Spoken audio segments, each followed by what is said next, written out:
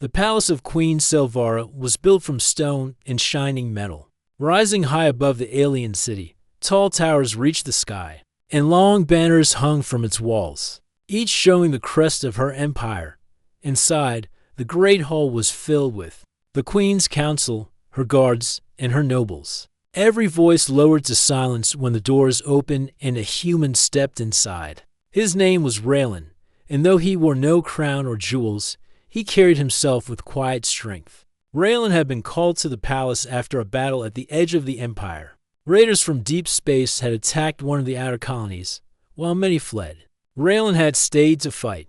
With only a few soldiers at his side, he had helped push the raiders back, saving not just human settlers but also the Queen's own people.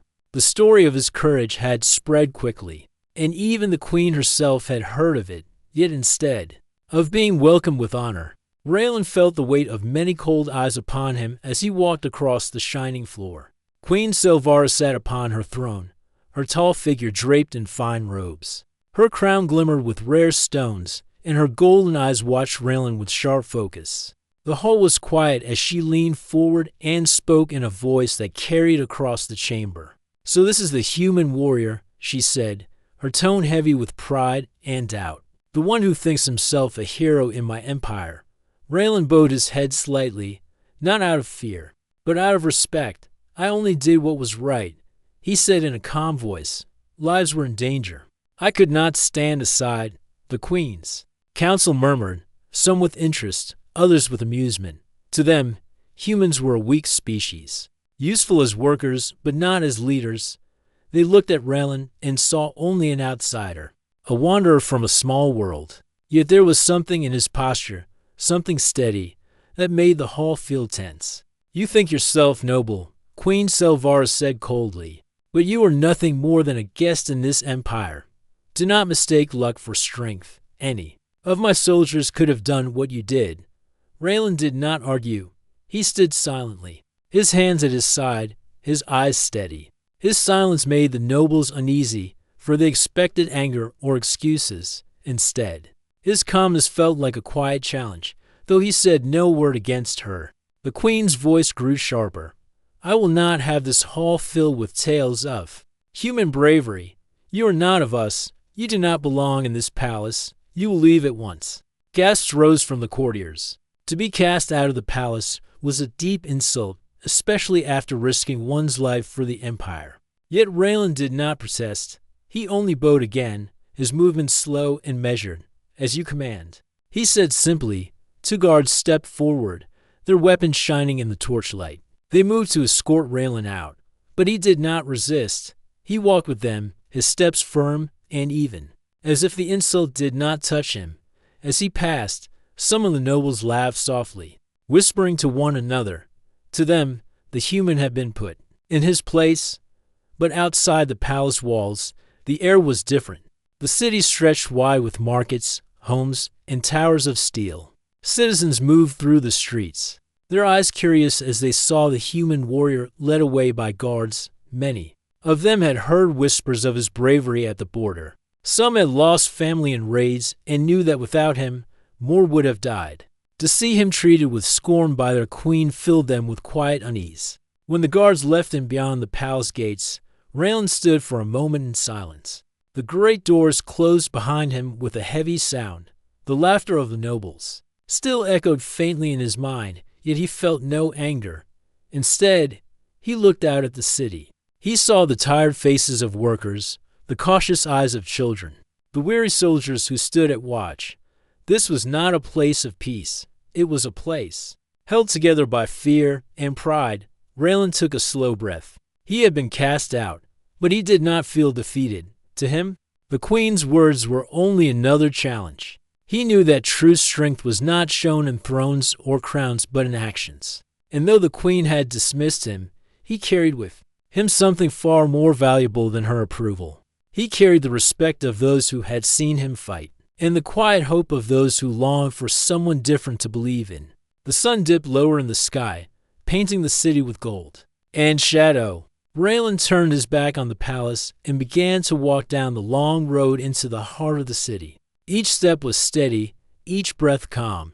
He had been expelled from the Queen's Hall. Yet his story was only beginning, and though he did not yet know it, the people who watched him now would remember this moment. For sometimes the one cast aside by a ruler becomes the one followed by a people.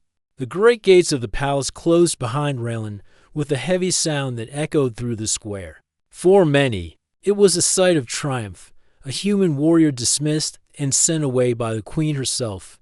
To the nobles who watched from the balconies above, it was proof of their queen's power.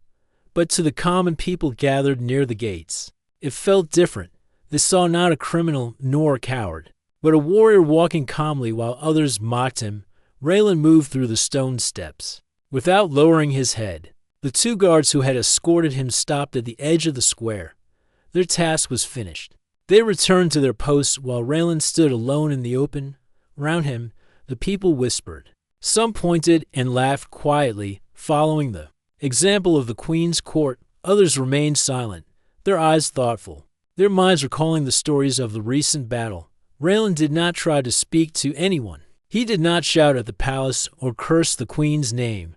He simply stood for a moment, looking out over the city stretched before him. Towers of steel rose in the distance. Bridges crossed between districts, and flying ships moved slowly above. The rooftops, the streets below were alive with trade, noise, and endless movement. Yet beneath that surface energy, Raylan felt a quiet weight in the air, a kind of fear that lingered in every corner. The alien empire was strong, but its strength was cold. Its rulers demanded respect through fear, not loyalty. Raylan had seen enough in his travels to understand the difference. In the palace, the Queen's pride had been a wall between her and her people. Here in the streets, he saw that same wall reflected in their tired eyes. He began to walk, each step steady on the stone road. Whispers followed him like shadows. A merchant leaned close to his son and said, "That is the human they spoke of. He fought the raiders. They say he saved the whole colony." The boy's eyes widened as he stared. But when the merchant noticed others watching, he pulled his child away quickly, as if fearing the Queen's spies. Further along, a group of young workers laughed at him, repeating words they had heard inside the palace. The Queen cast him out. "He is nothing. He is only a human." Their laughter was sharp, but their voices did not carry true strength. It was the laughter of those who wished to hide their own fear by mocking another. Raylan heard it all, yet he did not answer. His silence was not weakness, but a choice. To argue with them would change nothing. To respond with anger would only give truth to the Queen's insult. Instead, he kept walking, each step a quiet refusal to be broken. As the sun lowered, Raylan reached the lower districts of the city. Here, the walls were older, the streets narrower, and the air filled with smoke from the workshops. Children played near broken fountains, their laughter soft but lacking joy. Soldiers patrolled the corners, their eyes scanning for unrest. The sight reminded Raylan of battlefields, not because of weapons or blood, but because of the same heavy silence that came before a storm. He paused at a well where a group of workers were resting after their long day. Their clothes were worn, their hands rough from labor. They watched him carefully, unsure whether to welcome or avoid him. Finally, one of them, an older man with tired eyes, spoke. "You are the human," the worker said, "the one they pushed out of the palace." Raylan looked at him and nodded. "Yes, I am that man." The worker tilted his head. "And you accept it so calmly? You did not curse them." "I have no reason to waste my strength on anger," Raylan replied quietly. "What matters is not how they treated me, but how I choose to act now." The workers exchanged looks. They had expected bitterness or pride, but his answer carried neither. Instead, it carried a kind of steady wisdom, the kind that could not be faked. Some lowered their eyes in thought, while others kept staring at him as if trying to understand his calm. As night began to fall, the lamps of the city lit the streets with soft light. Raylan found a quiet place near the edge of a marketplace and sat upon a stone bench. He was alone, but he did not feel defeated. He thought of the Queen's mocking words, of the nobles' laughter, and of the people's whispers. They believed his story had ended the moment the palace doors closed behind him. But Raylan knew better. Strength was not measured by crowns or titles. True strength came from standing tall when others wished to see you fall. It came from patience, from discipline, from the choice to build rather than destroy. And though he had been expelled from the palace in shame, he felt no shame. Within himself, he had done what was right in the battle, and he would continue to do what was right now. The city might laugh at him today. The queen might dismiss him as weak. But Raylan carried something stronger than their pride, a quiet fire within that could not be put out. He would remain. He would act. And in time, the same people who whispered about his shame would whisper about something else's. Unbroken spirit, the night deepened, and the city's noise softened into a low hum.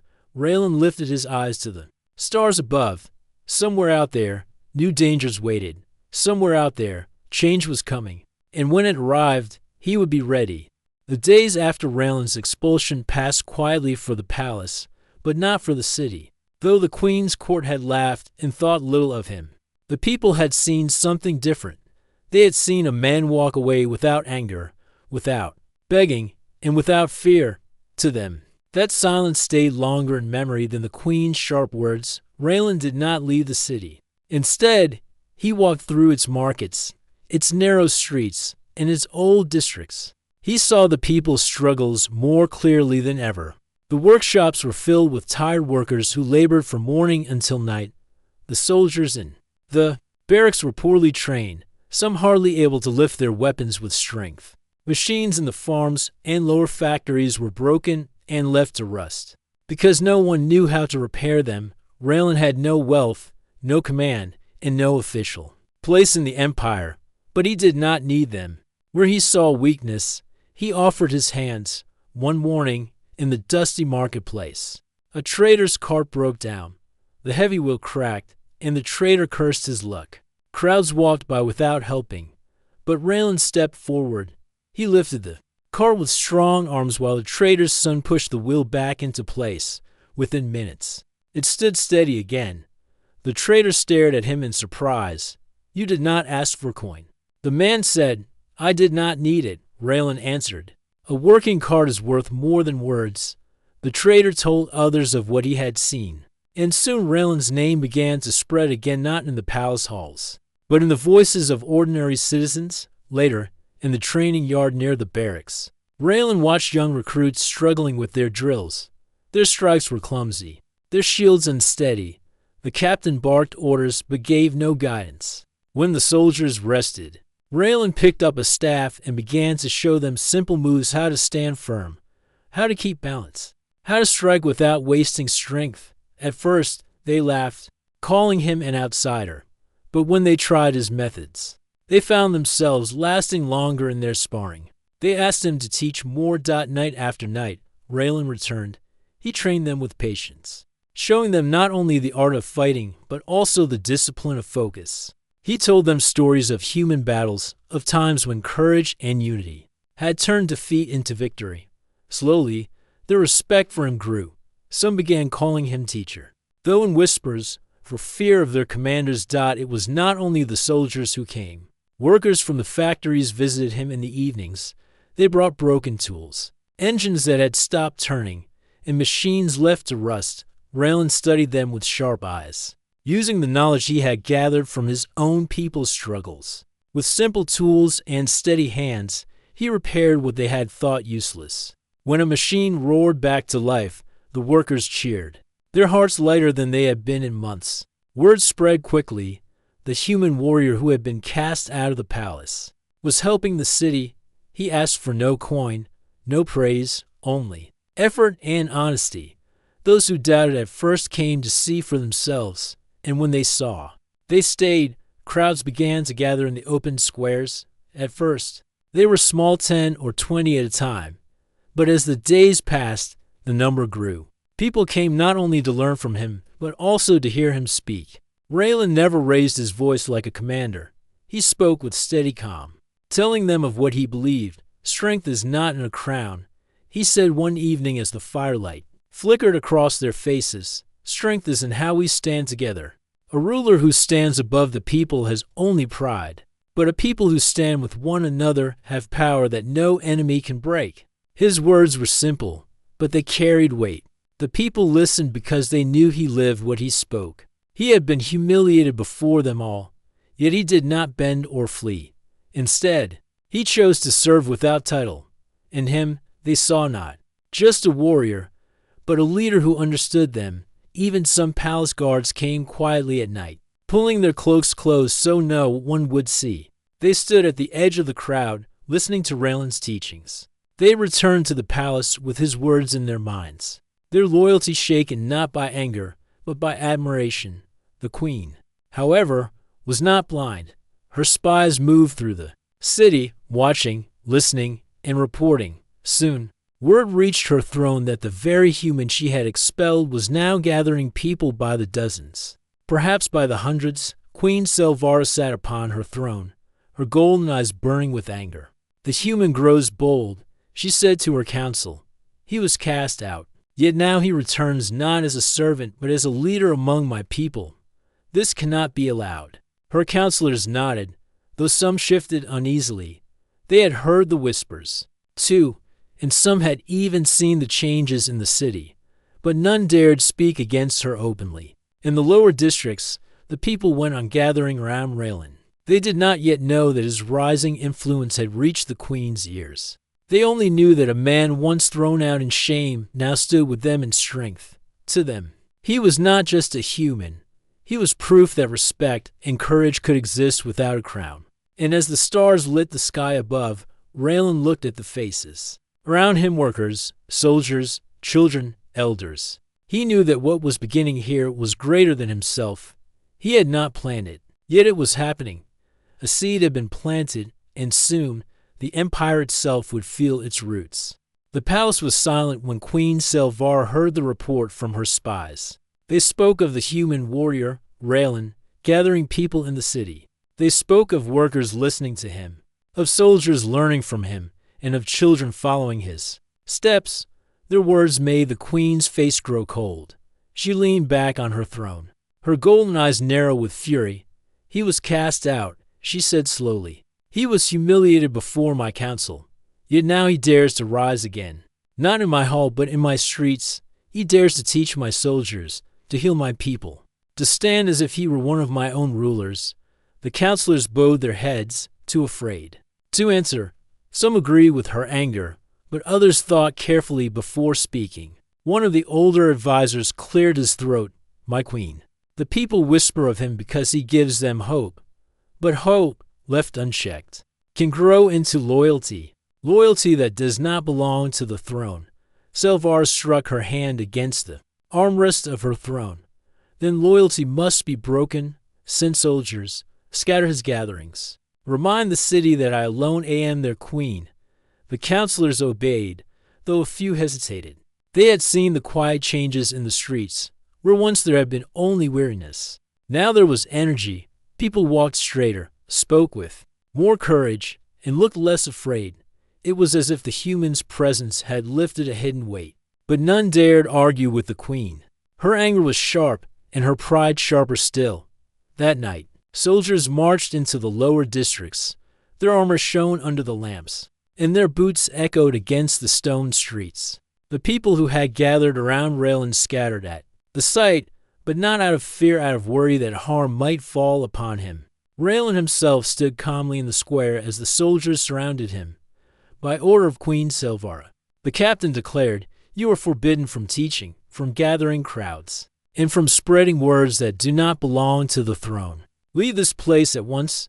The soldiers waited, their hands gripping their weapons. They expected Raylan to fight, or at least to argue, but he did neither. He only looked at them with calm eyes and spoke in a steady voice. "I do not fight against you," he said. "You are not my enemy. You are the same as the people I help. You work, you serve. You bleed when battles come. Why would I raise my hand against you?" The captain frowned, uncertain. The words were not those of a rebel, but of a man who refused to see soldiers as tools. The silence stretched long before the captain gave a sharp command. "Stand down. Leave him. He has broken no law tonight." The soldiers lowered their weapons. Some glanced at Raylan with uneasy respect before turning away. The crowd that had hidden in the shadows now watched with wide eyes. They had seen a strange thing: soldiers ordered to silence a man, yet walking away without a fight. The next morning, whispers moved through the city faster than fire. People told the story again and again. The Queen sent soldiers, but he would not fight them. He called them brothers instead of enemies, and the soldiers did not strike him. Each retelling grew stronger, until the Queen's attempt to silence him only made his name spread further. Back in the palace, Queen Selvar's fury deepened. She walked across her chamber, her robe sweeping behind her. "He defies me with silence," she muttered. "He disarms my soldiers with calm. This human turns my strength into weakness. If he had fought, I would have destroyed him. If he had begged, I would have crushed him. But he does neither. And so my people see him not as a traitor, but as a hero." Her words echoed against the tall stone walls. Pride held her from admitting the truth that Raylan's strength was greater than she had expected. She saw only a threat, not the lesson hidden in his actions. That evening, Raylan returned to the square. The people gathered again, even more than before. Some brought food, others brought tools, and many simply came to hear him speak. He looked at them and smiled faintly. "The Queen sends soldiers," he said, "but I do not blame them. They are only following her command, as is their duty. But duty without heart is an empty thing. What we build here is not rebellion. It is unity. It is the simple truth that when we help one another, no ruler, no crown, can take that strength away." The people cheered softly, but it was not the cheer of anger. It was the cheer of hope, the kind that grows quietly but firmly, like roots beneath the soil. Meanwhile, the Queen's spies continued to watch. They returned to the palace and told her of the crowds, of the cheers, of the growing strength in the lower districts. Selvar listened with narrowed eyes. "Then I will wait," she said at last. "Let him rise higher. Let him gather more. When the time comes, his fall will be greater." Her voice was calm, but in her heart she felt unease. For though she had power, she knew power that came from fear could not last forever. And though she did not admit it, the human had already begun to teach her empire a lesson. She did not wish to learn that true strength was not in cruelty, but in compassion. The empire's capital had grown used to the whispers of change. Raylan's name was spoken in markets, in barracks, and even in quiet corners of noble houses. The Queen's anger had not stopped him, and the people had begun to look at him with new eyes. But change often draws storms, and a storm was already moving from the edge of the stars. One cold evening, as the lamps flickered across the city, the warning bells rang. Ships of fire had appeared in the skies. They were not raiders this time, but a full enemy fleet, larger than anything the capital had seen in years. Their ships cut across the clouds like blades, their weapons glowing red as they prepared to strike. Panic spread quickly. Citizens rushed to shelters, soldiers scrambled to their stations, and nobles locked themselves in their halls. From the palace balcony, Queen Selvar looked at the burning lights above and felt a weight she had not expected. Her commanders argued. Beside her, one demanded that the fleet should strike back at once. Another cried that their defenses were too weak, and a third begged for retreat. The Queen raised her hand to silence them, but even she felt the truth. The empire was unprepared. Pride had kept her from strengthening her armies, and fear had kept her people divided. Now the city trembled, and she had no certain planned out in the lower districts. The people turned not to the palace, but to Raylan. They found him in the square, calm as ever, watching the sky. A worker clutched his arm and begged, "The enemy is here." The Queen's soldiers are confused. "What do we do?" Raylan's eyes lifted to the stars, where flashes of fire lit the horizon. He spoke with quiet strength. "We do not run. We do not surrender. We stand together. The city is our home, and we will defend it every hand, every heart." The people listened. Fear still weighed heavy, but his calm steadied them. He moved through the crowds, giving simple orders. Workers carried supplies to the barricades. Children and elders were led to safe shelters. and young recruits were gathered to join the soldiers at the walls. When Raylan reached the barracks, he found the soldiers in disorder. Some shouted, others froze, and many looked at the sky with dread. Their captain struggled to control them. Raylan stepped forward and raised his voice, not with anger, but with certainty. "Look at me," he called. "The enemy thinks you are weak. They think you will break before their fire. But I know better. I have seen you train. I have seen you grow stronger.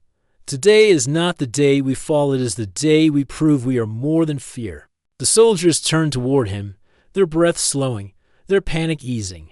His presence was like a pillar in a storm. The captain, though proud, stepped aside and let him continue. Raylan moved among the soldiers, showing them how to form their lines, how to brace their shields, and how to fight together instead of alone. When the first wave of enemy fire struck the city's outer walls, the ground shook. Towers crumbled, and smoke rose high into the night. Screams filled the streets. But the defenders did not scatter. Guided by Raylan's steady hand, they pushed back. Arrows flew, shields held, and small victory after small victory gave the defenders courage. Raylan himself fought at the front, not as a commander behind safety, but as a warrior among them. His strength turned fear into fire. Every soldier who saw him stand firm found the will to stand as well. Meanwhile, the queen watched from her palace tower. She saw the battle below, the human rallying her soldiers while her own commanders hesitated. Her pride burned, but so did her fear. For the first time, she saw her people fight not for her throne, but for each other. And at the center of it all was the man she had cast out. The battle raged deep into the night. The enemy's ships struck again and again, but each time the defenders rose, barricades rebuilt, fires put out, wounded carried to safety. Raylan's voice never faltered. "Hold the line. Protect your neighbor. One heart, one city." When dawn finally broke, the first wave of the invaders had been driven back. The city was scarred, its walls cracked and towers broken, but it still stood. The people, weary and wounded, looked at one another with pride. They had faced what seemed impossible and survived. In the square, the crowd gathered once more around Raylan. Their voices were not whispers now. They spoke openly, praising him, thanking him, calling him a leader who had saved their city. Soldiers, who had once mocked him, now bowed their heads in respect. Far above, Queen Silvara stood at her balcony, her golden eyes fixed on the human warrior. She felt no laughter now, only silence filled her heart. She had tried to break him, yet here he was, stronger than ever, holding her empire together in its darkest hour. And though the battle was not over, for the enemy would surely return one, truth was already clear to all. The queen's throne no longer held the people's trust. That trust now lived in the hands of a human who had once walked in shame, but now stood in honor. The sun rose slowly over the broken city. Smoke curled into the sky, and the streets were filled with the sound of repairs. Workers carried stone to mend walls. Soldiers stood watch at the gates, and families searched for missing loved ones. The capital still stood, though scarred and weary, yet in the hearts of its people, a strange new fire had begun to burn, a fire lit not by the queen, but by the human warrior who had led them through the night. Raylan walked among the people, helping where he could. He carried stones for builders, lifted broken beams, and encouraged the soldiers who had barely slept. His presence gave them strength. Even the wounded straightened when they saw him, as if his calm alone was medicine. To them, he was no longer just the human cast out of the palace. He was the man who had stood firm when the sky itself rained fire. As the people worked, whispers spread quickly. They spoke of how Raylan had taken command when the queen's generals had faltered. They spoke of how he had fought at the front, shoulder to shoulder with ordinary soldiers. And they spoke of how his voice had given them courage when all had seemed lost. The whispers carried into every corner of the city until even the nobles heard them behind their locked doors. Inside the palace, Queen Silvara listened as her spies repeated the same story. Each word struck her like a blade. The human's name had become a banner of hope, one her throne could not control. She walked across her grand chamber, her robe sweeping the polished floor, her golden eyes burning. "This cannot be," she said sharply. "He was expelled. He was cast out in shame. How then does he return as if he were born to rule?" Her counselors shifted uneasily. Some tried to calm her with flattery, insisting her rule remained strong. But one younger advisor, braver than the rest, spoke carefully. "My queen, perhaps his strength is not in crowns or titles. Perhaps it is in the way he stands with the people." The queen's gaze turned cold. "Enough. You will praise him in my hall." The advisor fell silent, bowing his head. Yet the queen could not erase his words from her mind. That evening, the enemy returned. Their fleet had only pulled back to prepare for another strike. As their ships filled the sky once more, fear rose again in the city. The queen's generals shouted commands, but the soldiers looked past them. Their eyes searched the crowd for the man they trusted, and when Raylan appeared, stepping calmly to the front lines, a cheer rose that drowned out the enemy's thunder. He raised his hand, and the noise quieted. "The enemy comes again," he said, his voice steady. "But we are ready.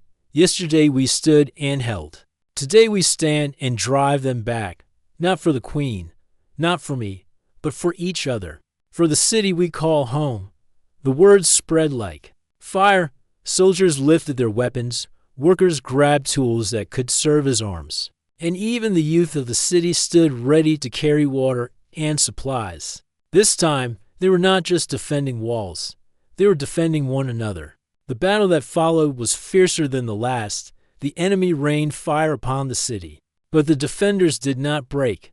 They moved as one, their lines steady, their courage firm. Raylan led from the front again, his presence a shield stronger than steel. At his side stood alien commanders who had once laughed at him. Now they fought with him. Their doubt turned into trust. Hours passed, the clash echoing through every street. Slowly, the invaders began to falter. Their strikes lost rhythm. Their ships pulled back. Against all expectation, the city's defenders pushed them away once more. The second wave ended not with ruin, but with victory. When the smoke cleared, the people cheered louder than before. The sound rose high into the sky, a roar of unity that no throne could command. Soldiers lifted their weapons in salute, not to the palace, but to the human who had led them. From her balcony, Queen Silvara watched with silent fury. Her eyes narrowed as she saw her own commanders bowing their heads to Raylan. In that moment, she understood the truth she had refused to see. Her throne no longer held the hearts of her people. Their loyalty had shifted, drawn not by force, but by respect. Yet Raylan did not claim victory for himself. When the cheering grew loud, he raised his hands for silence. "This is not my triumph," he said.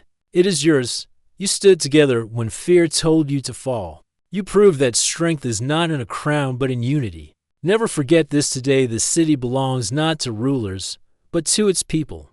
The words struck deeper than any weapon. The people nodded, their hearts swelling with pride. They no longer saw themselves as divided workers, soldiers, or nobles. They saw themselves as one people, bound by courage. That night, as the fires of battle faded, Raylan sat quietly among the soldiers. They offered him food, drink, and praise. But he asked for nothing. His heart was not lifted by power, but by the sight of the people standing taller than before. In the palace, the queen lay awake, her thoughts restless. For the first time, doubt touched her pride. She had always ruled through fear, but now fear seemed weak beside the strength of the people's unity. And at the center of that unity stood the very human she had cast aside.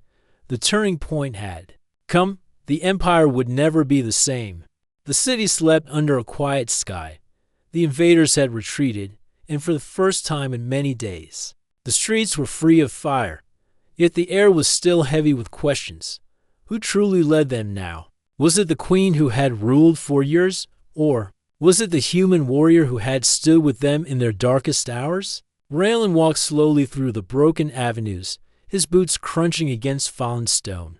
The people greeted him as he passed, bowing their heads or touching their hands to their hearts. To them, he was more than a warrior. He was a symbol of hope. But inside, Raylan felt no pride. He had not fought for honor or glory. He had fought because it was the right thing to do. At the edge of the square, a group of children played near the remains of a fountain. One little girl ran up to him and tugged his arm. "Will you stay here?" she asked with wide eyes. "Will you protect us always?" Raylan knelt and smiled gently. "You will protect yourselves?" He told her, "You and all your people are stronger than you think. My fight was only to remind you of that." The girl nodded, though she did not fully understand. Still, she smiled back and ran to her friends. Raylan stood, his heart heavy with the decision he knew was coming.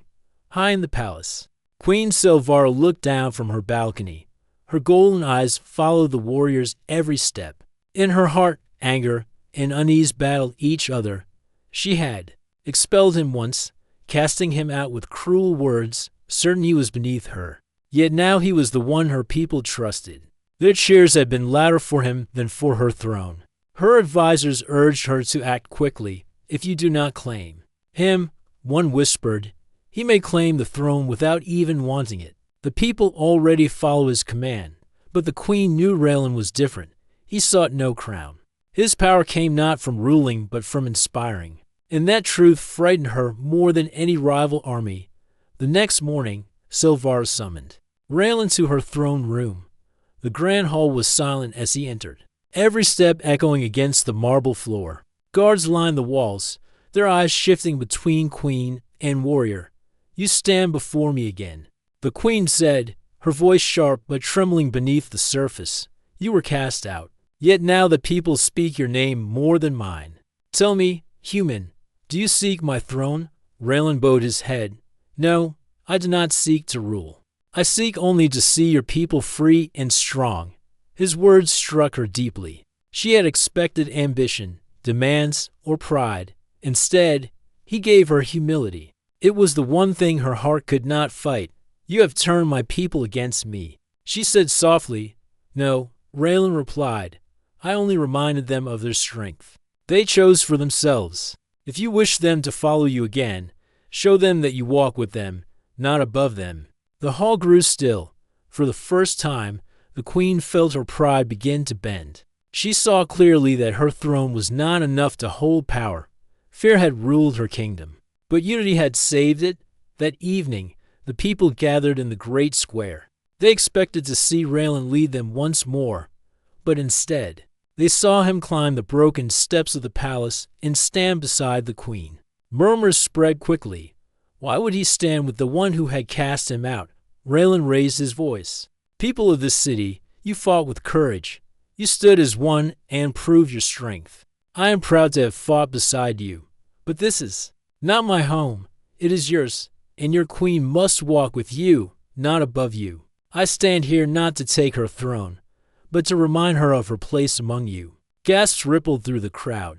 Many had expected him to declare himself their new leader. Instead, he gave the throne back to the very queen who had once rejected him. Silvara stepped forward, her face pale but her voice steady. "You asked me to change," she said. "And before all of you, I will. No longer will I rule through fear. I will rule beside you, as one of you, and I will remember the lesson this human has taught us." The people cheered, though some looked uncertain. Yet when Raylan bowed low before the queen, the crowd followed his lead. Slowly, respect returned to her throne not because of her crown, but because of the promise she had made. Later that night, as the stars glimmered above, Raylan prepared to leave. The queen met him at the gate. "You could have taken everything," she said quietly. "The people would have followed you, yet you chose to give it back. Why?" Raylan looked at her calmly. "Because true strength is not in taking power, but in giving it. If you remember that, your kingdom will never fall." For a long moment, the queen said nothing. Then, with a rare softness, she bowed her head to him. Raylan walked away into the night, his figure fading into the horizon. Behind him, the city stood taller than ever before. The people were no longer afraid. They had discovered unity, and their queen had discovered humility. The human warrior had been cast out once, but his return had changed everything, not with conquest, not with crowns, but with a single choice that surprised them all: the choice to walk away.